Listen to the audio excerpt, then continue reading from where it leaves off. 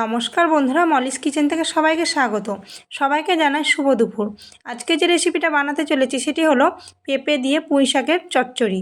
এই পেঁপে দিয়ে পুঁই শাকের চচ্চড়ি বানাতে আমি এখানে পেঁপেগুলো কেটে নিয়েছি, দেখো লম্বা লম্বা করে কেটে নিয়েছি। আর পুঁই শাকটাও কেটে নিয়েছি, পাতাগুলো বেছে নিয়েছি। খুব সুন্দর কচি কচি ছিল পুঁই শাকটা।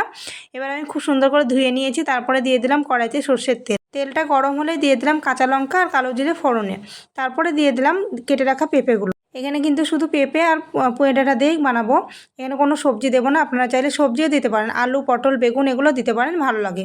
এরপর আমি এখানে একটা মশলা নিয়েছি, এখানে নিয়েছি সর্ষে আর কাঁচা লঙ্কা, এগুলো বেটে নেব।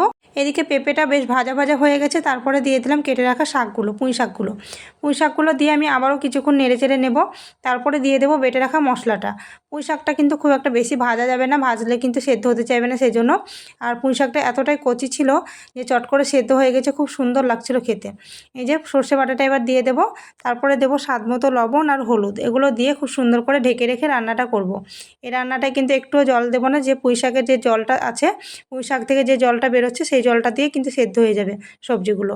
এই রান্নাটা জল দিলে কিন্তু ভালো লাগবে না, জল ছাড়া রান্না করলে কিন্তু ভালো লাগবে। একটু তেলটা দিতে হবে, সামান্য একটু বেশি দিতে হবে, তাহলে কিন্তু সেদ্ধ হয়ে যাবে। আর পুঁই শাকের যে জল থাকে সেই জলেই সেদ্ধ হয়ে গেলে ভালো লাগবে খেতে। দেখো এবার নেড়ে চেড়ে নিয়ে আমি এবার ঢেকে রেখে রান্নাটা করে নেব। একটু ঢেকে ঢেকে রান্না করতে হবে, তাহলে কিন্তু সেদ্ধ হয়ে যাবে। দেখো এবার পুরো সেদ্ধ হয়ে গেছে। এবার আমি একটু শুকনো শুকনো করে নামিয়ে নেব, তাহলেই হয়ে যাবে। কারা কারা এই পুঁই শাক খেয়েছো কিংবা পুঁই শাক চেনো, এবং অনেকে চেনে না, তারাও কমেন্টে বলবে যে এগুলো চেনো কি চেনো না।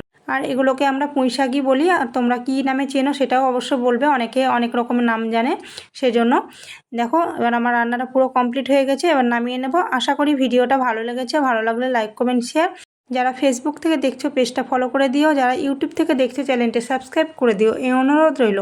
দেখো এবার দেখতে যেমন সুন্দর লাগছে, খেতে কিন্তু অসাধারণ লাগে। এই পুঁই শাকের মধ্যে কাঁকড়া কিংবা চিংড়ি মাছ যে কোনো একটা দিলে আরও টেস্টটা বেড়ে যায়। দেখা হচ্ছে পরের ভিডিওতে, ভালো থাকবেন সবাই।